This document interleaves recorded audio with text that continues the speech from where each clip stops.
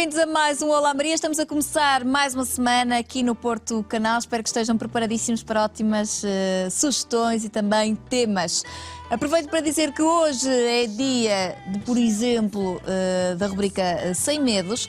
Vamos falar sobre trabalhos do amor, com muitos pontinhos, que vamos abordar com todo o detalhe com o nosso psicólogo Pedro Fernandes. Temos também direito à rubrica Novas Oportunidades. Vamos conhecer o Paulo Zero da FAP, a Federação Académica do Porto.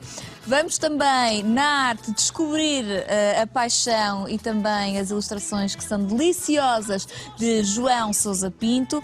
E temos, na rubrica Viver o Porto, vamos até Miragaia, que é um sítio bem bonito e que merece toda a nossa atenção. Para já, começamos com a rubrica Correr por Prazer. O Vítor hoje traz-nos o pai do treino, que já contribuiu para o dicionário português e que tem aqui muita história que já percebi que dava não para um programa, mas para uma semana. Vítor, bem-vindo e também bem-vindo ao nosso convidado José Moutinho. Muito obrigado. Bem-vindo. Sim, muito obrigado. Olá, Maria. Então temos uma semana de programa condensados em 8 minutos. Vai ter que ser, vai ter que ser. Isto não vai ser fácil. Toda a gente que tenha feito uma prova de trail ou correr em trilhos em montanha em Portugal, com certeza que conhece o José Moutinho, já o conhece de muitas tertúlias, já fizemos tertúlias juntos e workshops, e toda a gente sabe o quão comunicativo ele é. Portanto, vai ser uma coisa muito pequenina para quem não o conhece. O José Moutinho foi um dos impulsionadores do trail em Portugal, mas antes disso foi dos primeiros corredores em Portugal a fazer provas de grande distância. O José Moutinho fez Paris-Maia a correr, fez volta a Portugal. Paris-Maia? Volta a Portugal, fez Lisboa-Maia, isto há muitos anos atrás. Quando é que isso foi? Conta-nos só um bocadinho dessa aventura. Ora bem, eu pratico atletismo desde os meus 9 anos, portanto já vou fazer agora 50 anos de atletismo, ou seja, ligados à corrida. Sim. Que não é bem eu velho. Já na minha... sempre gostei da busca de para além de... E então correr grandes distâncias era numa altura que ninguém corria. Pois, correr essa maratona. É preciso dizer isto, porque nós agora vemos muita gente correr e está na moda. Mas há 50 anos ninguém. Não, o que acontece? Correr-se a maratona era uma odisseia. Correr para além 100 km ou como eu naqueles anos. Não existia. Eu cheguei a correr 350 km seguidos. Foi a ligação em Lisboa à Maia, que eu vivia na Maia, sempre sem dormir e sempre pronto a abrir cima. Não foi por etapas, foi de uma vez só. De uma vez só, non-stop. E na altura, José, não havia... Hoje em dia as pessoas têm informação, vão à internet, sabem o que é que devem fazer, o que devem comer, o que é que devem beber. Eu lembro-me, peço desculpa interromper, lembro-me que há uns anos atrás, quando entrevistei, que tinhas um treinador polaco que te enviava umas cassetes. Não, eu tenho... Era assim qualquer coisa. Os métodos não havia... O telefone era um bocado difícil, não havia internet, não havia telemóvel. Então as nossas ligações eram as minhas dúvidas ou um planeamento de certas coisas, metia-se naquelas cassetes, gravava-se, metia-se no correio e depois mandava saber as possíveis... Isso é do além, É dinossaurico, mas é verdade. Aconteceu e agora, funcionava. Exatamente. Pronto, a alimentação, sobre coisas, porque não havia ninguém. Não havia o Google naquela altura para se meter lá qualquer coisa, e então tinha-se que fazer muita busca. Por exemplo, nessa, não havia estudos sobre longas distâncias, o impacto. Assim. Não, portanto, o impacto no indivíduo em esforço sobre o sono. Portanto, a fadiga, portanto, estar mais de 70 e tal horas sem dormir. Mas como é que conseguia isso? Olha, pronto, a gente entrou num mundo do desconhecido e foi isso. Ok, vamos lá, a capacidade de também querer atingir e pronto, já não tem. Quem o rodeava, que tipo de sentimentos? Como o teu irmão, certo? Sim, era com o meu irmão também, era uma dupla, que a gente chamava-se os irmãos Moutinho. Pronto, cheguei correndo os dois, portanto, o planeamento e tudo era feito por mim, as etapas, tudo começou... Uma vez eu ouvi uma notícia de um capitão francês que fez a travessia dos Estados Unidos. Eu assim, por que não fazer aqui em Portugal? E então preparei-me em 1982, veja lá os anos que já foi, tentei fazer a volta. Não tinha nascido. Tentei dar a volta a Portugal mesmo dar entre os extremos 1.600 km em menos de um mês. E assim fiz 29 dias, 158 horas de corrida e pronto, e fiz isso. 2 anos depois fui fazer a travessia de Paris à Meia. Isso é uma loucura. E por aí continuava aí mais, mas pronto. Lembro-me na altura teres falado que era um método estranho, vocês paravam de 4 em 4 km, não era? Sim, até foi essas... o que é que... 4? Era. Sim, o que é que acontece? Desse estudo, eu entrei em contato com esse capitão Barberac, portanto, que era um capitão que foi uma grande equipa, e havia um português aqui, que é o Mário Machado, que é o que organiza a meia maratona de Lisboa, eu tinha depois relações com eles, como era o método o melhor. Portanto, o sistema era o long slow distance, ou seja, era muito corrida lenta e sempre mais ou menos, e que devíamos parar de 4 em 4 km. Sem tempo indefinido, podia ser 30 segundos ou 5 minutos. Comer, beber e outras coisas, depois continuar sempre. Assim, fazíamos sempre paragens dessas e continuamente. Pensava menos? Exatamente. E continuávamos isso e foi baseado nesse método que conseguimos sempre. Continuávamos. Depois, em que altura da tua vida é que surgiu o trail? Tanto em corrida como depois começaste a ser organizador de provas? Olha, isto é assim, em 91, por razões profissionais e mais também físicas, surgiu um problema, tive que abandonar mais ou menos a prática da corrida. De longas distâncias. Sim. E quando parámos, e em breve, curto espaço de tempo, verificámos que não havia ninguém. Não havia escola, porque nós naquela altura éramos jovens, só pensávamos com o nosso umbigo, só corríamos por aí, e não havia clubes preparados, não havia preparação de nada nem ninguém. Sim. Portanto, não havia Pensava-se continuadores. de maneira diferente. Ok. Mais tarde, eu entrei a começar a fazer, surgiram as corridas de montanha, e então eu comecei a fazer uma prática, então ia correr. Uma vez fui, já 5 ou 6 anos depois de começar isso, fui até aquela que seria a grande prova na época, que era Verdun, uma grande prova que tinha 120 km de montanha, e qual não chego lá, e foi uma grande surpresa para mim. Aquilo não era... organização.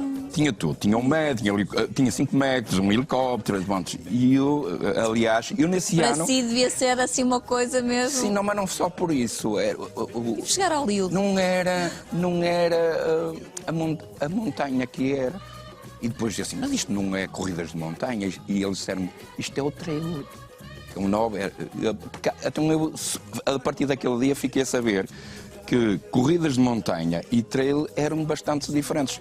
Era como se fosse hoje o Homo sapiens e o Australopiteco, em que as corridas de montanha eram um bocado, pronto, era só correr por estradões e até o ponto mais alto e voltava assim. Havia os trails. E depois havia que era mais agressiva, era muito mais técnica, era single tracks, aqueles pequeninos assim, corridinhas pequenas. E como é que foi essa sua adaptação? Portanto, eu achei aquilo o máximo. Claro, logo, era mais a partir difícil. naquela altura, eu entrei logo para a organização deles.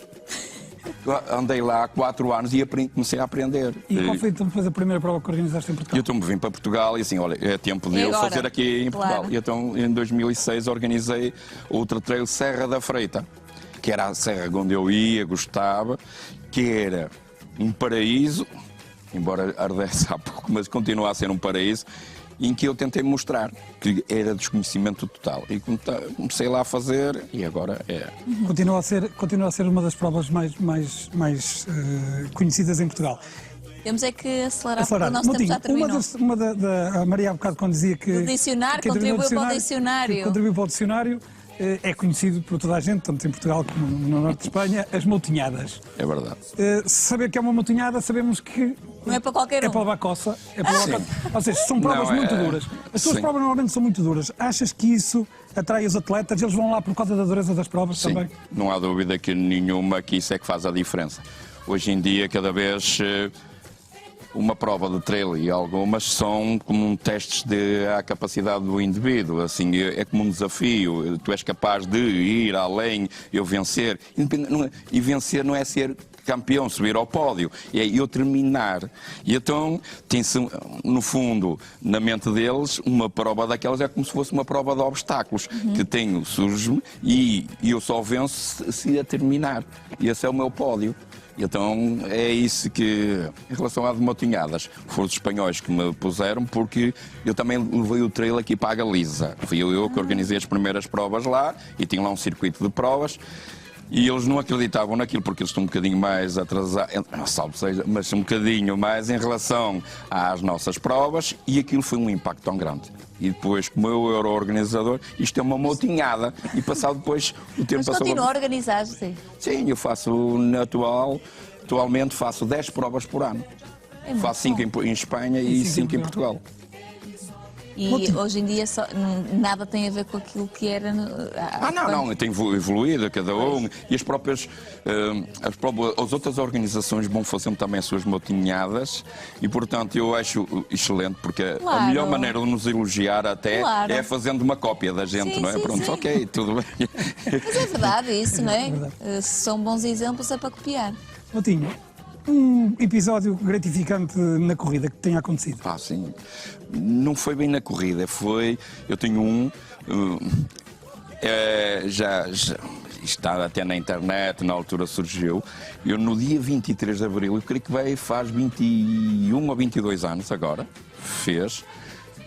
Eu ia treinar, saí de casa às 7 horas da noite, ia sozinho, com polo, calções, um frio imenso, e vou atravessar, ia por cima de um passeio de uma urbanização... Na Meia, em plena Síria, é uma das freguesias agora do Conselho da Meia, e ouço um ruído, um estranho, atrás de um pequeno edifício que era um poço, assim, desta altura, portanto tinha umas escadinhas. Sim. Contornei isso para ver de onde é que vinha, e qual não é o meu espanto, vejo um bebê recém-nascido abandonado ali no solo. E eu entrei assim, isto não é um boneco, e comecei a gritar e a chamar a atenção, peguei no bebê, ainda cheio de placenta, como estava, a sério, nem roupa, não tinha nada, muito frio, estava 7 ou 8 graus, não sei, peguei no bebê, vieram a correr para trouxeram os lençóis, eu fiquei ali, espero lá, que venham os bombeiros, vem a polícia, não sei o quê, não vinha ninguém, assim, levem-me ao hospital, peguei no bebê, um senhor prestou um carro, levou-nos para o centro de saúde da Meia, que fechava às 8 horas. Pronto, a gente entrou para lá, não estava lá ninguém. Olha, eu entrei lá, por acaso esse senhor tornámos amigos por causa desse... Claro, era uma experiência que marca a vida de qualquer um. Mas ele entrou com o carro por lá dentro, com toda a velocidade, eu fui com as 4 rodas e quase que ia chocando lá contra o muro. Aquilo foi uma coisa louca, eu estava cheio... E o pé assim não estava ali, e com o bebê... Chorava? Já em hipotermia, estava muito roxo. Meu Deus do céu. Depois, eu creio que ao tirarem, bateram com a cabeça no solo e estava todo assim com a cara assim um bocado esfacelada. E eu estava ali a tentar. Acabou bem. Mas acabou bem. Cheguei lá, fui aquecê-lo, assim, junto a um aquecedor, até esperar que viessem os bombeiros, depois levaram para o Santo António. Batizaram logo, e eu queria ser o padrinho, mas não consegui ser. Chama-se José Maria, vive em Beja. Foi na altura de Natal, não foi? Foi José Maria. Por ser José Maria, por ser ter sido Sim. E sei, mais tarde, pronto, eu voltei. Quero dizer que fui ao local, estava muita gente e queriam matar a mãe, o pai, sei lá quem é que queriam matar. Eu acho que... mas depois descobriram quem era a mãe e o pai? A posterior soube quem era. São coisas tristes da nossa sociedade. Claro. Vê-se... Eu ainda estive a defender a possível mãe que não devia ser bem para me fazer uma coisa daquelas. E o que é que acontece? Continuei o meu treino. Entreguei a roupa, fui até ao madrinho, cheguei mais tarde, cheguei a casa, tão tarde, assim, olha, encontrei uma criança, fui levar logo coisa, ninguém queria acreditar. Claro. Portanto, e o Zé Maria hoje vive em Beja. Veio a polícia à minha porta, tirou-me os dados, fui chamada depois à PJ, fui lá, deram-me um labor e depois soube isso. Foi uma mãe jovem, com 15 anos, que estava lá perto das coisas, que os pais eram separados, e que nem a mãe sabia que ela estava grávida, teve a criança com a ajuda de um namorado que tinha menos idade que ela tinha 15 anos e ele tinha 14, e deixaram lá a criança.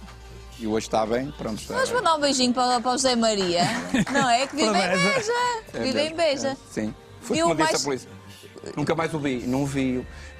Quem me deu esses dados, que eles não podiam Não dar pode. coisa, foi que foi logo adotado e foi para Beja que, pronto, foi a Polícia Judiciária que me José disse. Maria de Beja, se nos estiver a ouvir, procure-nos pelo Facebook, não é? Tem aqui o padrinho, no fundo, não é? Como dizíamos na semana passada, a corrida tem coisas fantásticas. Mas é assim, eu acho que isto supera todas as coisas fantásticas que nós ouvimos da corrida até agora. Mas agora, pois, ficávamos aqui, não é? E tinha Até ao fim. razão, era preciso hora e meia. Mas Muitas volta. horas. Se calhar Volta. fazemos depois um segundo episódio com o Motinho. Era bom, muito obrigada, José. Nada. Adorei conhecê-lo. Ok. Muito obrigada, Vítor, uma vez Até para a mais semana. por mais uma história muito boa. www.correrpeloprazer.com é onde encontra todas as informações e com certeza também uma entrevista ao José Moutinho. Está bem. Seguindo em frente.